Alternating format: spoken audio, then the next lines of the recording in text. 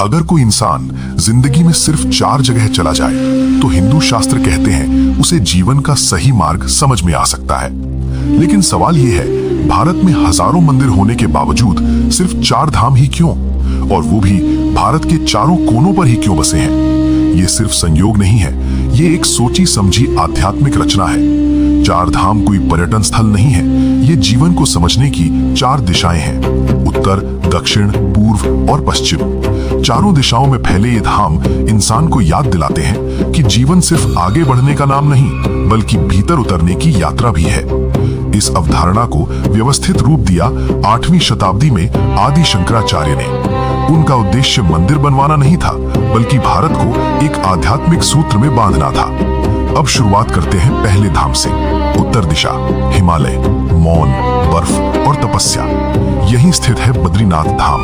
बद्रीनाथ को विष्णु का तपस्वी रूप माना जाता है। यहाँ का वातावरण कठोर है, ठंड, ऊंचाई, कठिन यात्रा। ये जगह आराम के लिए नहीं बनी। शास्त्रों में कहा गया है कि भगवान विष्णु ने यहाँ हजारों वर्षों तक तपस्या की। लक्ष्मी ने बद्री वृक्ष का रूप लेकर उन्हें ठंड से बचाया। बद्रीनाथ का संदेश सीधा है, इच्छाओं को नियंत्रित किए बिना ज्ञान नहीं मिलता। यही कारण है कि 4 धाम यात्रा की शुरुआत परंपरागत रूप से बद्रीनाथ से मानी जाती है। ये धाम सिखाता है संयम, अनुशासन और आत्मसंयम। अब चलते हैं पश्चिम दिशा की ओर, समुद्र, लहरें और एक डूबी हुई नगरी की स्मृति। ये है द्वारका धाम। द्वारका भगवान कृष्ण की नगरी। कृष्ण केवल भक्त नहीं थे, वे राजा थे, रणनीतिकार थे और एक संपूर्ण समाज के मार्गदर्शक थे। महाभारत के अनुसार कृष्ण के देह त्याग के बाद द्वारका समुद्र में समा गई। आज भी समुद्र के नीचे प्राचीन संरचनाओं के अवशेष मिले हैं। ये किसी चमत्कार का प्रमाण नहीं, लेकिन ये दिखाता है कि द्वारका सिर्फ कथा नहीं थी। द्वारका का संदेश स्पष्ट है, शक्ति और ज्ञान अगर जिम्मेदारी के बिना हो तो विनाश तय है। कृष्ण ने सत्ता छोड़ी, लेकिन धर्म नहीं छोड़ा। ये धाम सिखाता है कर्तव्य, संतुलन और नेतृत्व। अब आते हैं पूर्व दिशा की ओर, भक्ति, समर्पण और एक ऐसा देव जो पूर्ण नहीं फिर भी सर्वश्रेष्ठ है। ये है जगन्नाथपुरी। जगन्नाथ मंदिर की मूर्तियां अधूरी हैं, हाथ पूरे नहीं, पैर पूरे नहीं, लेकिन यही अधूरापन इस धाम की आत्मा है। यहाँ भगवान राजा नहीं, तपस्वी नहीं, बल्कि भक्तों के साथ चलने वाला देव है। रथ यात्रा में भगवान गर्भगृह छोड़कर सड़कों पर आते हैं। ये प्रतीक है कि ईश्वर केवल मंदिर में नहीं, जनता के बीच भी है। पुरी का संदेश है अहंकार का त्याग, पूर्ण होने का भ्रम छोड़ना और समर्पण। ये धाम बताता है कि ज्ञान और शक्ति के बाद भक्ति जरूरी है।